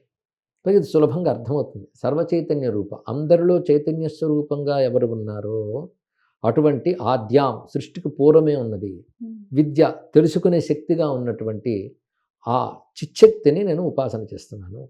అది మా అందరి బుద్ధుల్ని ప్రేరేపిస్తున్నది. ఇదే భావం అక్కడ ఉన్నది. కనుక ఋషులు దయతో అందరూ తరించడం కోసం అందరికీ ఆ సంస్కారం, అందరికీ అటువంటి సమయాలు చిక్కవు. కనుక ప్రతివారు తరించి బాగుపడడానికి గాను ఇటువంటి గాయత్రిని మనకి వ్యాస భగవానుడు అందించాడు. ఇలాంటివి చాలా మనకు కనబడుతుంటాయి. యో దేవస్సవితాస్మాకం ధియో ధర్మాది గోచరా ప్రేరయత్తస్య యద్భర్గ తద్వైరణ్యం ఉపాస్మి. నామాలు కనిపిస్తుంటే ఆదిత్యోదయం చదువుకున్నాం అనుకోండి, అదే గాయత్రి స్వరూపం. అదో రహస్యం. సూర్యమండలాంతర్గతమైన పరమాత్మే. అసలు రామతారక మంత్రం ఉందే, దాని మించిన గాయత్రి మరొకటి ఏముంటుంది? ప్రతివారు ఆ రామనామాన్ని సంధ్యాకాలాల్లో ఉపాసన చేస్తే అదే ఆదిత్య హృదయం. అది అంటే మనం ప్రత్యేక ఒక్క రామనామం సరిపోతుంది అంటారు. హాయిగా అంతే, అందరి సందేహం లేదు. సప్తకోటి మహామంత్రాలు ఒక ఎత్తు, రామనామం ఒక్కటి ఒక ఎత్తు అని శాస్త్రం చెప్తున్నది. గురుగారు, గాయత్రి మంత్రం చేసిన వాళ్ళు మందేహులు అనే రాక్షసుల్ని పారదోత. అసలు ఇంతకీ మందేహులు ఎవరు? వీళ్ళు ఆ సూర్యమండలంలో ఆ తాకిడికి అసలు ఎవరు ఉండలేరు. అలాంటిది మందేహులు రాక్షసులు ఆ మండలంలో ఎలా తిరగలుగుతున్నారని నా డౌట్. ఇది ఇప్పుడు మళ్ళీ సంధ్యాస్వందనం చేయవలసిన బాధ్యత ఉండి ఉపనయన సంస్కారం రూపొందారో వాళ్ళకి ఇది విధిగా చేయవలసిన కర్మ. వాళ్ళు చేసేటువంటి గాయత్రి మంత్రపూర్వక అర్ఘ్యప్రదానం వల్ల అది బ్రహ్మాస్త్రంగా మారి మందేహాది రాక్షసు సంహరిస్తుంది. వాళ్ళు ఒకప్పుడు అమృతం తాగిన వాళ్ళు. అందుకు రాక్షసులు అంటేనే లోకరక్షణ శక్తికి అడ్డుపడుతూ ఉంటారు. అలా సూర్యమండలం నుంచి రకరకాల శక్తులు ప్రసరిస్తుంటాయి. పురాణ ప్రకారంగా దేవత రూపకల్పన మనకి చెప్తూ, మనమంటే సూర్యుడి ముందు ఎవరు నిలబడలేరని, కానీ అక్కడ నిలబడగలిగే దేవతలు ఉన్నారు. సూర్యుడి చుట్టూ మొత్తం 7 గణాలు ఉంటాయి. 7 ఒక్కొక్క దానిలో 12 మంది చెప్పుకుని ఉంటారు. ఇందులో ఆదిత్యైరప్సరోభిర్ముని విరహిరైర్గ్రామణి యాతుధానై అంటూ ఎవరెవరో వర్ణించారు. ఆదిత్యులు అనబడే వాళ్ళు 12, అప్సరసులు 12 మంది ఉంటారు. అలాగే మునులు 12 మంది ఉంటారు. ఇలా ఒక మండలం, సూర్యుని చుట్టూ ఒక మండలం ఉంటుంది. ఆ మండలంలో వాళ్ళందరూ ఉంటారు. వాళ్ళు సూర్య భగవాన్ని ఆరాధన చేస్తుంటారు. అంటే సూర్య శక్తి విశేషాలు ఇవి. మనకు ఆ రూపకల్పన చేయడం మన భావం అనుసంధానం అవుతుందని చెప్తున్నారు. సూర్యుని యొక్క వివిధ శక్తులే ఇక్కడ మండలములుగా చెప్పబడుతున్నాయి. ఒక్కొక్క మాసంలో వచ్చే శక్తి ప్రకారం 12 మాసాలు ఆదిత్య శక్తులు, ద్వాదశాదిత్యులు. అలాగా అప్సరసలు దేవతా విశేషం. వీళ్ళు జలతత్వ రసతత్వాలకు అధిపతులు వాళ్ళు. ఇలాంటి శక్తులు అన్నమాట ఇవాళ. అక్కడ మళ్ళీ రాక్షసులు అనే శక్తి ఉంటుంది. మొత్తం ఆ 12 మందిలో 7 గణాల్లో రాక్షసులు అనబడే వాళ్ళు ఉంటారు. ఆ రాక్షసులు లోక కళ్యాణం కోసం పనిచేసేవాళ్ళు. వాళ్ళు అసురులు, దుష్టులు ఏం కారు ఇక్కడ. ఆహా. కనుక వాళ్ళల్లోకి రారు ఈ మందేహది రాక్షసులు. ఆ గణములు వేరు. ఓకే. మొత్తం ఆ గణములు స్వామిని సేవిస్తుంటాయి. అలాగే వేల సంఖ్యలో ఉన్న బాలకిల్యాది ఋషులు ఉంటారు. బొట్టన వేలంత ప్రమాణం. వాళ్ళు సూర్యకిరణములని ఉపాసన చేస్తుంటారు. మనకు తపక్రియల్లో కూడా సూర్యకిరణం నుంచి ప్రాణశక్తి పొందుతూ జీవించే తపస్సుల గురించి వర్ణిస్తారు. వాళ్ళు అలాంటి వాళ్ళని వర్ణించారు. రామాయణంలో కూడా అలా వర్ణన ఉంది, భారతంలో కూడా ఉంది. అలాంటి మహర్షులు అందరూ ఉన్నారు. కానీ సూర్యుడు ప్రాణశక్తి స్వరూపుడు. దాన్ని ఒక్కొక్కరు ఒక్కొక్క విధంగా గ్రహిస్తారు. వృక్షాలు గ్రహిస్తాయి, పశువులు గ్రహిస్తాయి, జీవకోటి అందరూ గ్రహిస్తారు, మానవులకు పద్ధతి గ్రహిస్తారు. కానీ అందులోని దివ్యత్వాన్ని మనం గ్రహించడానికి కోసం ఉపాసన అనే ప్రక్రియ ఏర్పడింది. ఆ సంధ్యా సమయాల్లో సూర్యమండలాంతరం నుంచి ప్రసరించే ఒక దివ్యశక్తి, అది మనం ఉపాసన చేస్తాం. ఆ వచ్చే శక్తులు లోకాన్ని రక్షించడానికి వస్తూ ఉంటే మందేహులు అనబడేటువంటి అసురుడు దాన్ని అడ్డుకుంటుంటారు. వాళ్ళని ఈ అర్ఘ్యజలం వాళ్ళని పోగొడుతుంది. అంటే అడ్డంకి తొలగించడమే అనమాట. దానితో మళ్ళీ శక్తి ప్రసరణ అవుతుంది. మళ్ళీ సంధ్యాకాలం వచ్చినప్పటికీ మళ్ళీ వాళ్ళు పునరుజ్జీవితులు అవుతారు. అంటే జలానికి అంత శక్తి ఉంటుందా గురుగారు? మంత్రం వల్ల జలానికి అంత శక్తి ఉంటుంది. ఈ మధ్య కాలంలోనే మనకి జపాన్ అక్కడ పరిశోధన చేసి తేల్చేట, ఒక శబ్దం పరిగినప్పుడు బాగా స్పందించేది నీరు. అందుకే మంత్రం బట్టి నీటిని అభిమంత్రించి తీర్థంగా పుచ్చుకున్న శక్తివంతం అవుతుంది. మనం పూజకు కూడా ఆచమన పాత్ర పెట్టుకుంటాం, తీర్థం అభిషేకం చేస్తాం. ఇవన్నిట్లో మంత్రశక్తి గ్రహించేది జలం బాగా గ్రహిస్తుంది. అది ఇప్పుడు విజ్ఞానపరంగా రుజువు చేస్తున్నారు. అది మనకి మంత్రంలో ఏనాడు ఋషులు దర్శించారు. ఎప్పుడో చెప్పారు సనాతనంగా.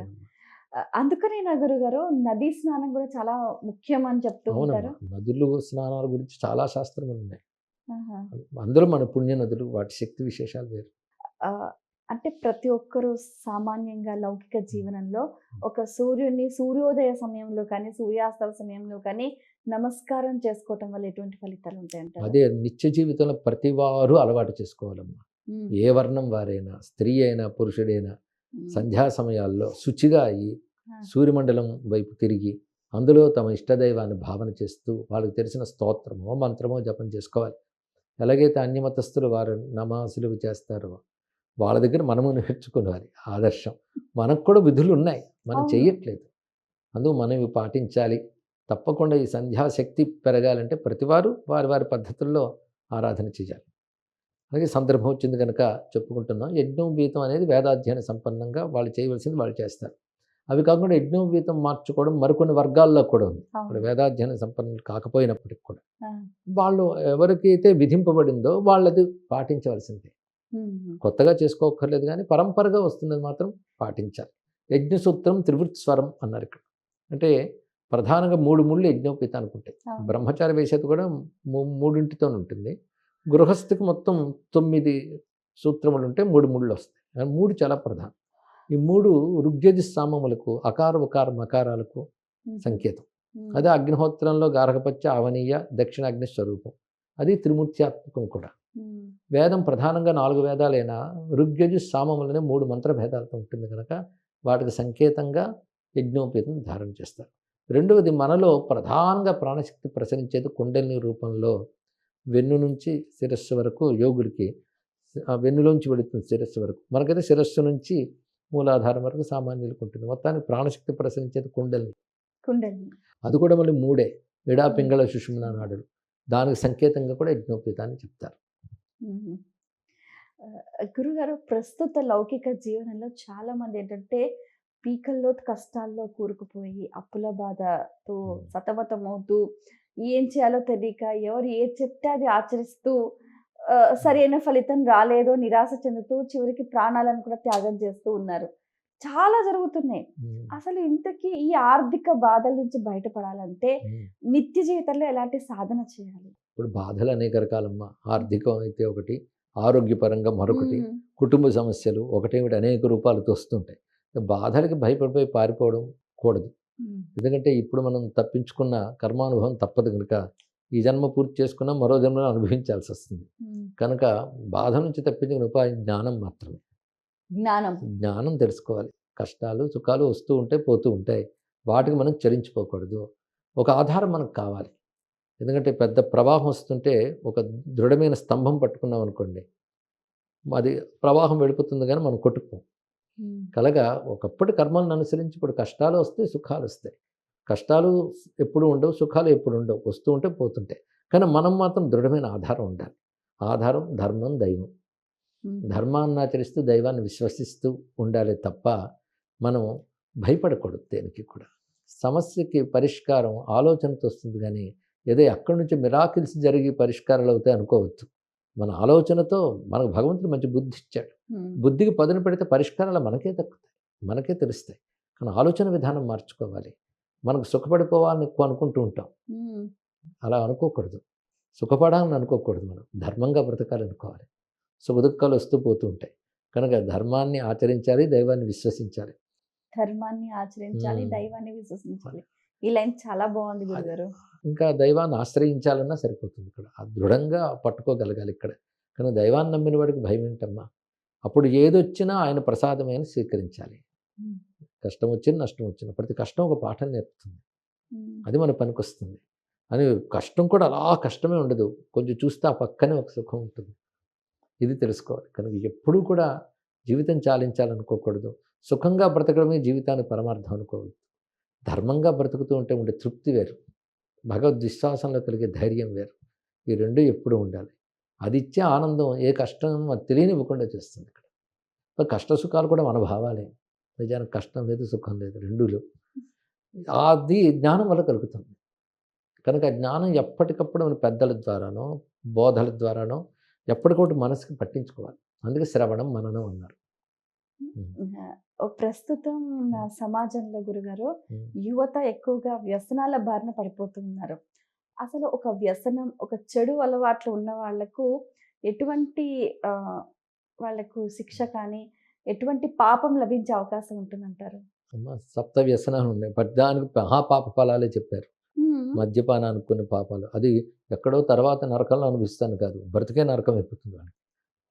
కనుక వ్యసనాలు వీడి జాలికి వెళ్లకుండా ఇందాక చెప్పినట్టు సుఖపడాలని తపనకూడదు, ధర్మంగా బ్రతకాలని ఉండాలి. ధర్మబద్ధంగా వచ్చే సుఖం మంచిదే. వ్యసనాలన్నీ కూడా అధర్మాలే. కానీ వాటి వైపు వెళ్ళనివ్వకుండా మన పిల్లల్ని జాగ్రత్తగా చూడాలి. ఇప్పుడు చలనచిత్రాలు కానీ ఎందులో చూసినా మద్యపానం అనేది ఒక నిత్య కర్మ కాదా చూపించేస్తున్నారు.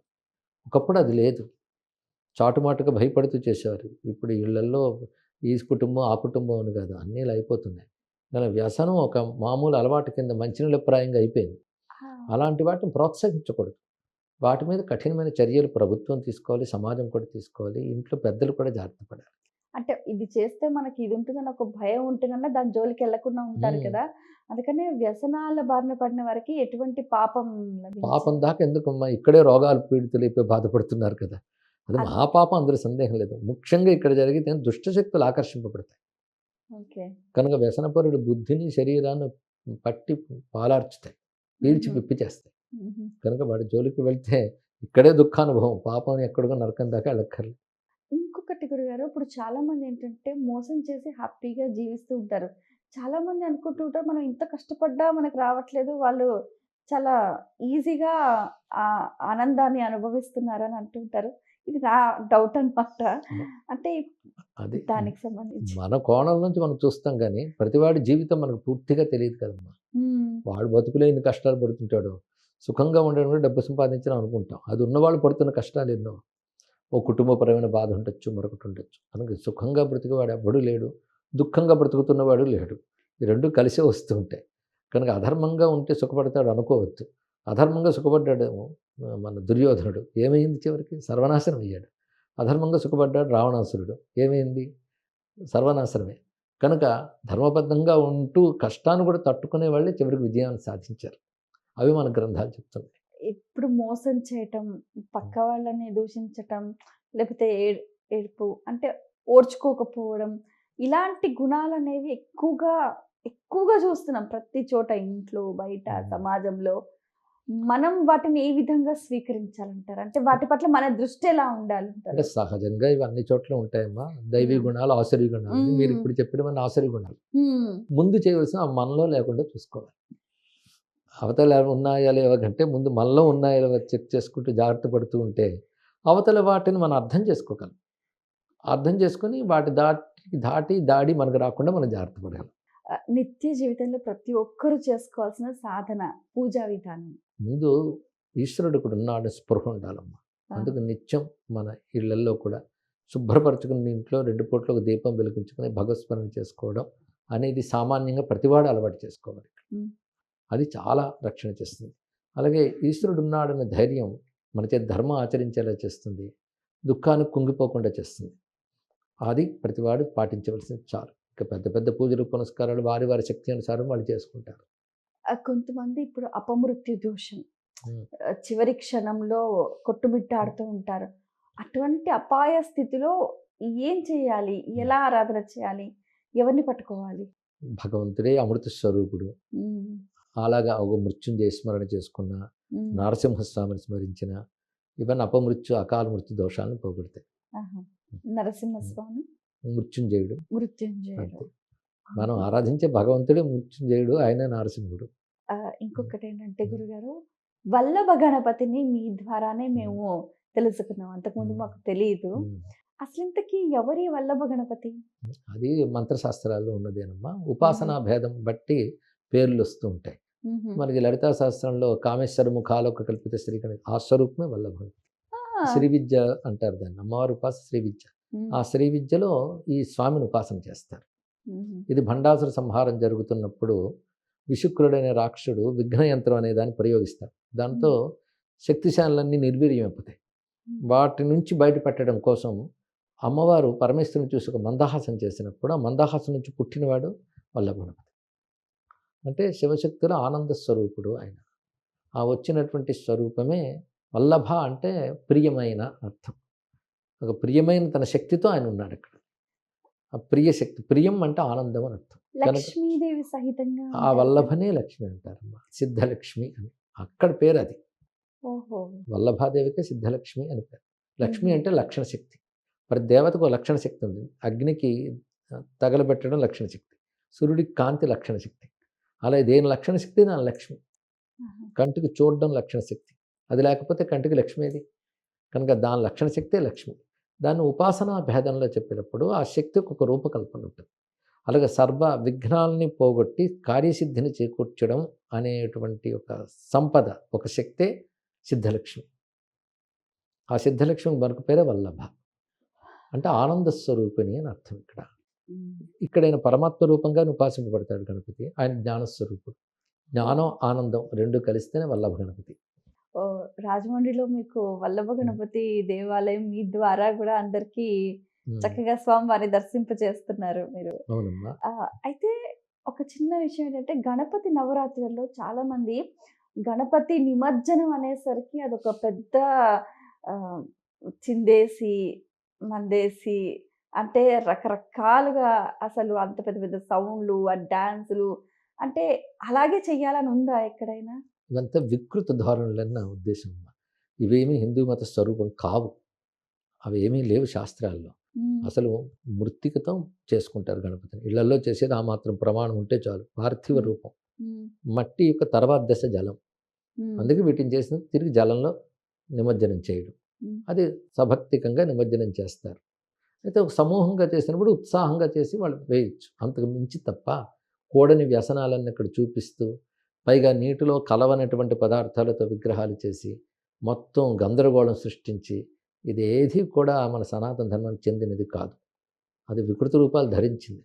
అయితే ఉత్సాహంగా చేసుకోవడం వరకు సమర్థించవచ్చే తప్ప అక్కడ చేసే వికృత ధోరణులు వేటిని కూడా అంగీకరించలేదు. అసలు నిమజ్జనం అంటే ప్రస్తుతం కొన్ని ప్రాణాంతకమైన పరిస్థితుల్లో గత కొన్ని సంవత్సరాలుగా చూస్తూ ఉంటే అంతంత విగ్రహాలు కూడా శాస్త్రం చెప్పినది కాదు. అది సమర్థించడానికి వీల్లేదు. అయితే ధోరణ చేస్తున్నారు కదా అని అలాగ అంగీకరిస్తాం. శాస్త్రం చెప్పిన దాని ప్రకారంగా అవన్నీ కూడా అంగీకరించవలసినవి కావు.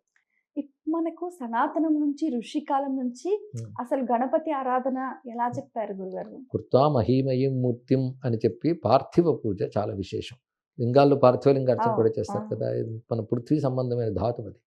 కనుక దాని యందు ఆవాహన, ధ్యానం అన్నీ చేసి పూజ చేసి ఆ శక్తిని మనం ఉద్వాసన రూపంలో మనలోకి స్వీకరిస్తాం. అప్పుడు మన ఆరాధించిన గణపతి శక్తి మనలో ప్రవేశిస్తుంది. ఇంతవరకు దేన్ని ఆధారం చేసామో ఆ విగ్రహం ఇంకా శక్తి తీసుకున్నాం కనుక విగ్రహంగా మిగిలిపోయింది. దాన్ని తీసుకువెళ్ళి జలంలో నిమజ్జనం చేస్తాం. మన పంచభూత తత్వాల్లో పృథ్వీ జలతత్వంలో కలుస్తుంది, జలం అగ్నితత్వంలో, అగ్ని వాయుతత్వంలో, వాయువు ఆకాశతత్వంలో, అది క్రమం. కానీ మన జలతత్వంలో కలపడం వరకే మన యొక్క విధి, అది నిమజ్జనం. మ్మ్. ఇప్పుడు ఆ పూజ అనేది ఒక రోజు చేస్తే సరిపోతుందా, 3 రోజుల 5 రోజుల? ఇప్పుడు ప్రస్తుతం భాగ్యనగర ఉత్సవ సమితి మేరకు 11 రోజులు. సరే, ఇప్పుడు ఈ మధ్య ఇవన్నీ కూడా కొన్ని దశాబ్దాల నుంచి లోకంలో రకరకాల మార్చుకున్నారు, కానీ శాస్త్రం ప్రకారంగా పాడ్యం, భాద్రపద శుద్ధ పాడ్యం నుంచి నవమి వరకు చేయాలి అనేది గణపతి సంబంధించిన శాస్త్రాల్లో ఉంది.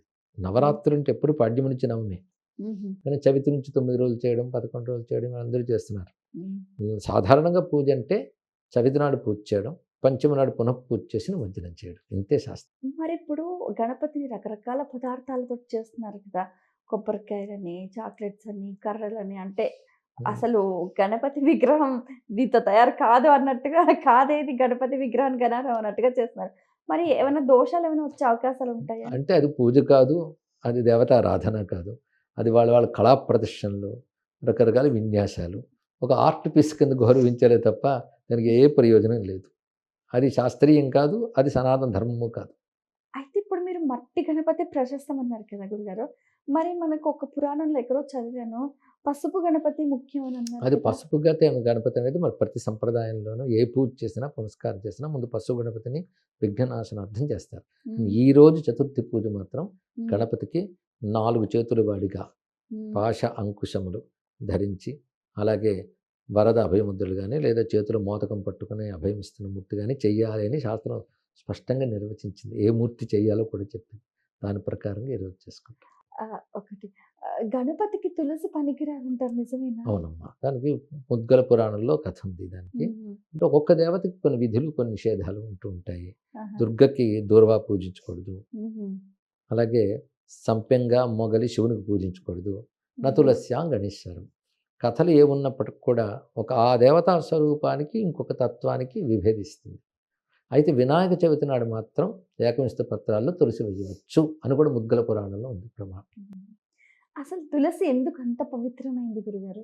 తులసి అమృత జన్మాసి, అది అమృత జన్మ, సాక్షాత్ మహాలక్ష్మి స్వరూపమే, విష్ణువుకి అత్యంత ప్రీతిపాత్రమైనది. మ్మ్. పంచబిల్వాల్లో ఒకటి తులసి. అంతే, మ్మ్. శివారాధనకు, విష్ణు ఆరాధనకి, దేవి ఆరాధనకు కూడా చాలా విశేషమైనటువంటి తులసి. మ్మ్. ఇప్పుడు ఎవరికైనా కూడా తులసి మొక్క అలా దానం మ్మ్. చేసుకోవచ్చు కదా. అయ్యో, తులసి అంతకంటే గొప్పదే ఉంటుంది. పుష్పసారం తులసి, దివ్యశక్తి, దుష్టశక్తులంటే తొలగించగలిగిన శక్తి. గురుగారు, ఇప్పుడు మనం పెద్దల్ని నమస్కరించిన, పెద్దల్ని దర్శించిన, సన్యాసులను, పీఠాధిపతులను, గురుతుల్యులను దర్శించినా కూడా అసలు ఎటువంటి ఫలితం ఉంటుందంటారు? అమ్మ, వారికున్న తపశ్శక్తి, వారు నిరంతరం భగవంతుని చింతన మ్మ్. చేయడమో అనుష్ఠించడమో చేస్తారు కనుక వారికో తపశ్శక్తి ఉంటుంది. మ్మ్. మనం నమస్కరించినప్పుడు ఆ తపశ్శక్తి ప్రసరించి మనం కూడా ఆ అనుగ్రహాన్ని పొందగలం. అందుకే పెద్దల్ని, జ్ఞానం ఉన్న, కృష్ణుడి గీతలో చెప్తాడు, దేవ ద్విజ గురు ప్రాజ్ఞ పూజలు. దేవతల్ని, వేదవేత్తల్ని, గురువుల్ని, ప్రాజ్ఞులని వాళ్ళని పూజించడం అనేది శారీరక తపస్సు అని చెప్పాడు. దానివల్ల ఒక దివ్యత్వం మనకు లభిస్తుంది. గురుగారు, మీరు భగవద్గీత కానీ, ఏవైనా భాగవతం కానీ, రామాయణం కానీ, గ్రంథాలని చాలా అద్భుతంగా అందరికి అర్థమయ్యే విధంగా చెప్తూ ఉంటారు. అయితే శ్రవణం చేయడం చాలా బాగుంటుంది. అయితే ఈ చదవటం కానీ, శ్రవణం కానీ ప్రస్తుతం ఉన్న యువత దీన్ని అంతగా స్వీకరించలేకపోతున్నారు. వారికి ఈ గ్రంథాలది సారం అందాలి అని అంటే ఏదైనా మార్గం ఉందా? ఇప్పుడు యువత చాలా బాగా స్వీకరిస్తున్నారు. మన అనుభవంతో మ్మ్. ప్రపంచవ్యాప్తంగా నా ప్రవచనాలు వింటున్న వాళ్ళు యువతే ఎక్కువ ఉంటున్నారు. అవునా? వాటి సూపర్ గురుగారు. వాటిని స్వీకరిస్తున్నారు, జీవితంలో అమలు పరుచుకుంటున్నారు. మ్మ్. అది నాకు చాలా ఆనందం కలిగిస్తుంది. ఎక్కువ గ్రహిస్తున్న యువత మాత్రమే. వాళ్ళకి ఎలా అయితే గ్రహిస్తారో అలాగే చెప్తున్నాం మేము. ఆహా. అంటే నేటి కాలం, నేటి పరిస్థితులు, పరిష్కారాలు దృష్టిలో పెట్టుకునే రామాయణ, భారత, భాగవతాన్ని చెప్పాలి. అదే చేస్తున్నాం. ఒక సమస్య వచ్చినప్పుడు ఎలా ఎదుర్కోవాలి గురుగారు? ఇందాక ముందే చెప్పినట్టు ధర్మాన్ని ఆచరిస్తూ దైవాన్ని ఆశ్రయిస్తే ఎలా ఎదుర్కోవాలనేటువంటి స్ఫురణ భగవంతుడు ఇస్తాడు. తప్పకుండా ఎదుర్కోగలం. అసలు ఆ, ఏదైనా కూడా ఎంత సరళంగా, ఎంత చక్కగా, మాకు తగ్గట్టుగా చాలా చక్కగా వివరించారు. ఆ, ముఖ్యంగా ఏంటంటే ఏదైనా ఒక ఆరాధన కానీ, ఒక పూజ కానీ సంప్రదాయం లేని వాళ్ళు చెయ్యొచ్చా అని, దాని ఏమైనా మళ్ళీ దోషాలు వస్తాయా అని. ఏం లేదమ్మా, భగవన్ నామస్మరణకు అందరూ అర్హులే. ఏదో పెద్ద పెద్ద మంత్రాలు వాడి జోలికి వెళ్ళాలంటే విధులు కావాలి కానీ భగవన్ నామంతో వాళ్ళకు తోచినట్లుగా. ఎందుకంటే ఈ రోజుల్లో అందరికీ సులభం షోడశోపచార పూజ, పంచోపచార పూజ, అవి హాయిగా చేసుకోవచ్చు పవిత్రంగా. ఎవరైనా సులభంగా తరించే మార్గాలే మనకు వేశారు. పెద్ద పెద్ద పరుగుల జోలికి వెళ్లకుండా సులభంగా చేసగలిగేవే చేసుకోవడం మంచిది. చాలా గొప్ప వ్రతం గురుగారు అనంత పద్మనాభ స్వామి వ్రతం. క్లుప్తంగా దాని గురించి. దానికి సంప్రదాయంలో ఉండాలమ్మా, కొత్తగా అది పాటించడానికి లేదు. పరంపరగా ఇంట్లో ఉంటే దాని ప్రకారంగా ఆ వ్రతాన్ని పాటిస్తారు. ఆ సమయంలో కూడా తోర గ్రంథి కడతారు. అది ఆ నియమంగా చేసే కుటుంబాలకు మాత్రమే అది పరిమితం, అందరికీ కాదు. ఓకే. అంటే ఇప్పుడు పాండవులు 14 ఏళ్ళు చేసి వాళ్ళు పోగొట్టుకున్న రాజ్యం తిరిగి పొందారని అంటారు కదా. అంటే నిత్య జీవితంలో ఎవరైనా వాళ్ళు ఏదైనా పోగొట్టుకుంటే అది లభించుకోవడానికి ఈ వ్రతం చెయ్యొచ్చు, కానీ దాని సరైన ఉపదేశంతో చేయాలి. ఒక్కసారి ప్రారంభిస్తే జీవితాంతం చేయాలి. వారి కుటుంబం కూడా కొనసాగించాలి. 14 సంవత్సరాలతో కాదా? 14 సంవత్సరాలతో వాళ్ళకి సిద్ధి వచ్చిందని అర్థం. పైగా కథలు యందు అసలు పరమార్థం ఏంటంటే చేసే వ్రతంపై శ్రద్ధ ఉత్పాదనం చేయడమే. అదే నా కథ జరిగిందా లేదా అనేది మనం ఆలోచించనక్కర్లేదు. అటువంటి వారు చేశారనగానే మనకు చెయ్యాలి అనే బుద్ధి కలుగుతుంది. అందుకోసం చెప్తారు కథ. కృష్ణాష్టమి సందర్భంగా కృష్ణుడి బోధల్ని, కృష్ణుడి లీలల్ని, కృష్ణుడు అనగానే అందరూ ఒక ప్రేమ, 16,000 మంది గోపికలు మాత్రమే ఆ వైపే చూస్తారు. అంతే ఉందా కృష్ణుడి వైపు? అయ్యో, కృష్ణతత్వం అగాధం, అనంతం, సంపూర్ణం. ఆయన అర్థం చేసుకోవడం అంత తేలిక కాదు. పైగా 16,000 గోపికలు కాదు, గోపికలకి సంఖ్య లేదు. అది నరకాసుల చేత బంధింపబడ్డ 16,000 మంది రాచకన్యలకి భగవానుడు మోక్షం ఇస్తాడు, అంటే విడుదల చేస్తాడు. వాళ్ళు నువ్వే దిక్కును ఆశ్రయిస్తే వాళ్ళకి ఆశ్రయం ఇస్తాడు. అది అంతేగాని 16,000 గోపికలు కాదు. గోపికా తత్వం చాలా అగాధం, అలౌకికం, లౌకికమైనది కాదు. ఆ గోపికలు యోగినులు, అనేక జన్మల పుణ్యఫలంగా పరమాత్మను పొందడానికి ఆవిర్భవించిన వాళ్ళు. వాళ్ళకి సంఖ్య లేదు, నామరూపాల అభిమానం కూడా లేదు. అదొక ప్రత్యేక తత్వం. ఇక కృష్ణుడు ధర్మ ప్రతిష్టాపకుడు, మహాయోగీశ్వరుడు, పరిపూర్ణమైన అవతారం నారాయణుడిది. అందుకు కృష్ణతత్వం అగాధం. ఈ కృష్ణాష్టమి సందర్భంగా ఆయన కృపను ముందు వేడుకోవాలి. ఆయన అనుగ్రహం లేకపోతే ఆయన అర్థం కాదు. అంతే, ఆయన దయతో శరణు వేడాలి. సంపూర్ణమైన నారాయణ స్వరూపమే కృష్ణుడు. అయితే అందరూ కూడా కృష్ణుడు దొంగ అని, లేకపోతే కృష్ణుడు మాయవాడు అని, కృష్ణుడు మాంత్రికుడు అని, ఇలా రకరకాలుగా పాపం అన్ని నిందలు అపవాదాలు ఎక్కువగా కనిపిస్తుంటాయి. లోకంలో నెమ్మదిగా వాడికి తోచింది కల్పన చేసుకొని పెంచేసుకున్నారు. అసలు భాగవతం చదవాలి, అసలు భారతం చూడాలి, అవే మేము చేస్తున్నాం. దానివల్ల కృష్ణ పరమాత్మ చెప్పాను కదా, సంస్కారంలో బాగున్న వాళ్ళకి భగవంతుడు అర్థమవుతాడు. దుష్ట సంస్కారం ఉన్న వాళ్ళకి శిశుపాలు లాంటి వాడికి కృష్ణుడు ఏం అర్థమవుతాడు? సనాతన ధర్మం ఏం చెప్తుంది? సనాతన ధర్మం సనాతన ధర్మాన్ని చెప్తుంది. సనాతనం అంటే శాశ్వతం అని అర్థం. ఆ పదానికి అర్థమే శాశ్వతం. ఇంగ్లీష్లో చెప్తానంటే ఎటర్నల్. సూర్యుడు తూర్పును ఉదయించును, పడమటి అస్తమించును అనేది ఎలా మారదో సనాతన ధర్మం కూడా మారదు. ఏది ఆచరిస్తే మానవుడు అన్ని రకాల అభివృద్ధిని, అంటే ధర్మ అర్థ కామ మోక్షాన్ని పొందుతాడో ఆ బోధే సనాతన ధర్మం. అది ప్రధానంగా వేదం నుంచి లభించింది కనుక వేదం చెప్పింది సనాతన ధర్మం. అందులో చెప్పినవే మనకు అర్థం కావడం వల్లని రకరకాల కథలతో, రకరకాల బోధలతో పురాణములు అందిస్తున్నాయి, ధర్మశాస్త్రములు, ఇతిహాసాలు, కావ్యాలు అందిస్తున్నాయి. ఇవన్నీ కలిపి ఏం చెప్తున్నాయో దాని పేరే సనాతన ధర్మం. ఇది ఏ యుగానికైనా, ఏ మానవుడికైనా వాడికి తగ్గ విధానం చెప్పింది శృతిమాత. కానీ మళ్ళీ వేదం దగ్గరికి వచ్చాం. ఆ వేదం ఆవిర్భవించిన రోజే శ్రావణ పూర్ణిమ. అదే హయగ్రీవ ప్రసాదించినటువంటిది. ఆయన అనుగ్రహం మనకు లభించాలి. చివరిగా మా ప్రేక్షకులకు మీరు ఇచ్చే సందేశం? ధర్మాన్ని ఆచరించాలి, దైవాన్ని ఆశ్రయించాలి. అది బాగా గుర్తుపెట్టుకుంటే సరిపోతుంది. మనం ఆచరించాలి అని కానీ గట్టిగా సంకల్పం చేసుకుంటే ఏది ధర్మమో భగవంతుడే స్ఫురణిస్తాడు. ఇది తెలుసుకోవాలి. ఏ ఒక్కరిని బాధ పెట్టకుండా ఉండడం నేర్చుకోగలగాలి. సత్యం తప్పకూడదు. అహింస అనే జీవన విధానం కావాలి. నిరంతరం ఈశ్వరుని యందు ప్రేమ పెరగాలి. అదొక్కటి. చాలా సంతోషం గురుగారు, మీ అమూల్యమైన సమయాన్ని కేటాయించి నిజంగా ఎన్నో ధార్మిక విషయాల్ని సవివరంగా, సుశాస్త్రీయంగా మాకు తెలియజేశారు. ధన్యవాదాలు. వీక్షించారు కదండి, ఇది ఇవాల్టి మన ప్రత్యేకమైన కార్యక్రమం. గురువు గారు పెద్దలు చెప్పినట్టుగా మనం ధర్మాన్ని ఆచరించాలి, దైవాన్ని దర్శించాలి, సేవించాలి. ఆ విధంగా మన జీవితాన్ని ధన్యం చేసుకునే ప్రయత్నం చేద్దాం. గురువుగారు చెప్పినట్టుగా ప్రతి ఒక్క విషయాన్ని మన నిత్య జీవితంలో ఆచరణాత్మకంగా మన వంతుగా ప్రయత్నం చేసి భగవత్ కృపను పొందే ప్రయత్నం చేద్దాం. మరో కార్యక్రమంలో మళ్ళీ కలుసుకుందాం. అంతవరకు సెలవు. నమస్కారం.